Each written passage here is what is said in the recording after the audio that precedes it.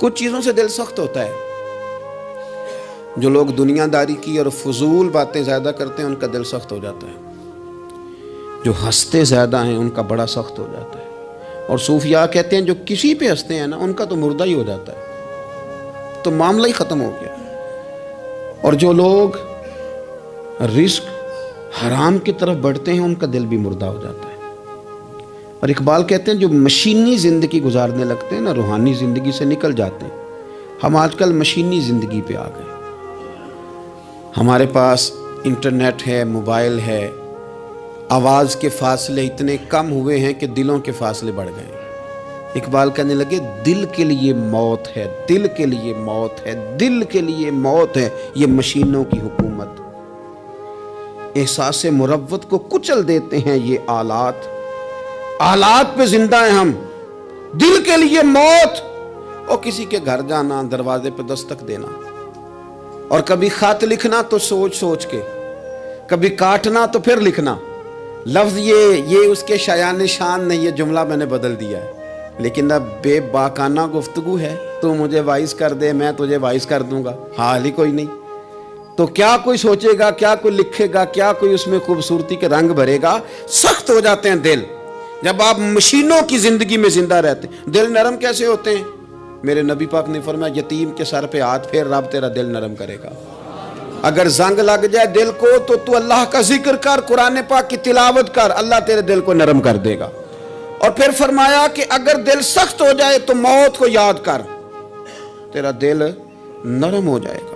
اچھوں کی صحبت اختیار کریں تو دل نرم ہو جاتا ہے. قبروں کی زیارت کریں, جائیں کبھی اپنے شہر کے قبرستان میں, غور کریں کہ وہ چودھری صاحب لیٹے ہیں, یہ علامہ صاحب لیٹے ہیں, وہ فلاں بہت بڑے افسر لیٹے ہیں, وہ دیکھو وہ میرا عزیز لیٹا ہے. وہ ہارون رشید نے کہا حضرت داؤد تائی سے نصیحت کر دیں, تو فرمانے لگے باپ کدھر ہے تیرا؟ کہا حضور قبرستان میں, اماں قبرستان میں, دادا نانا بڑے بھائی سب قبرستان. فرمایا میں کیا نصیحت کروں؟ او پئیاں دس دیاں نی قبراں جنہاں تے پھول پئے, ادھروں کوئی بھی نہیں آمدا, تے ادھروں لکھاں گئے, تے سہ جوڑ سنگت دے ڈٹھے, سہ جوڑ 100 سال کی دوستیاں, سہ سال سنگت دے ڈٹھے, او تکو آخر وتھاں پئیاں, او جنہاں بعد اسی پل نہیں سنجیندے, ایک پل نہیں سنجیندے, پھر وہ شکلاں بھی یاد نہ رہیاں. سہ جوڑ. کہا یہ کوئی کم ہے دل کو نرم کرنے کے لیے تیرے پاس موت کا تذکرہ, قبروں کی زیارت کو تھوڑی ہے.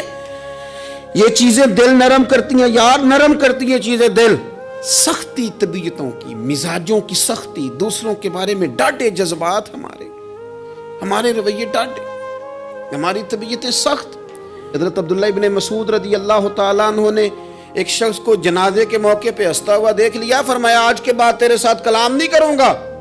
جس کا جنازہ دیکھ کے بھی دل نرم نہیں ہوا اور قبرستان دیکھ کے بھی دل نرم نہیں ہوا, وہ تو سخت دل بندہ ہے. سخت دل بندے سے دوستی کبھی نہیں رکھوں گا, میں تو درد دل والوں سے پیار کروں گا, تیرے ساتھ میں کلام نہیں کرتا. تو کس طرح کا شخص ہے بھائی جسے یہاں کے بھی ہنسی آ رہی ہے, مذاق سوچ رہا ہے؟ تو دل کی نرمی, میرے نبی پاک صلی اللہ علیہ وسلم نے نا دل پر, ہم نے نا کپڑوں پر بڑی محنت کی,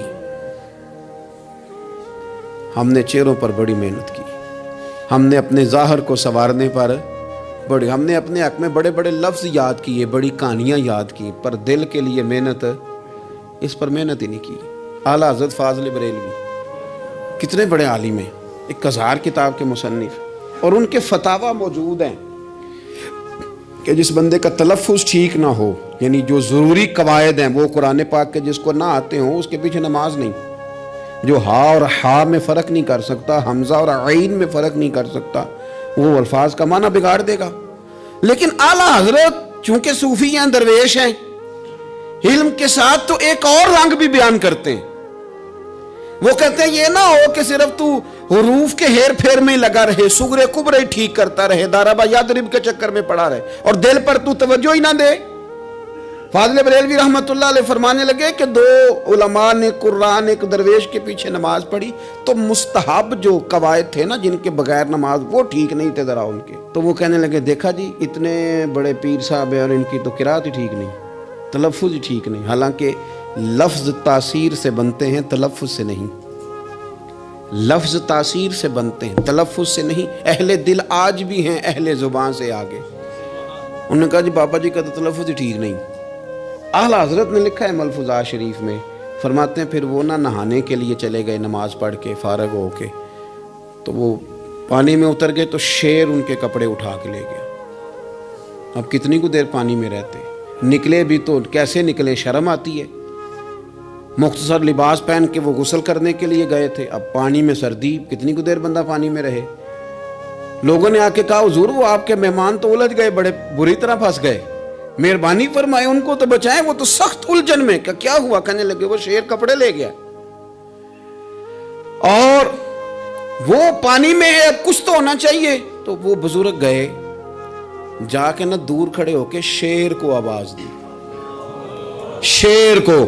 حضور کے صحابی تھے نا حضرت سفینہ، قافلے سے رستہ بھول گئے، ایک سائیڈ پہ ہو گئے تو سامنے شیر آ گیا۔ میں نے کہا ہے لیکن جب آ جائے تو، جب شیر سامنے آ جائے، جب سامنے آ جائے پھر پتہ چلتا ہے کہ یہ تو واقعی آ گیا ہے، پھر انداز اور ہوتا ہے۔ حضرت سفینہ کے سامنے شیر ہی آ گیا، مشکات میں شیر آیا۔ اب کوئی بھاگتا ہے، کوئی چڑھتا ہے درخت پہ، کوئی لکڑی اٹھاتا ہے، کوئی اسلحہ پکڑتا ہے۔ حضرت سفینہ فوراً بولے، کہنے لگے او شیر ذرا خیال کرنا میں رسول اللہ کا غلام ہوں۔ پھر آکھیا شیر سفینہ تائی جا را یا را جاندے، او جڑے غلام رسول اللہ دے اسی غلام ہونا دے۔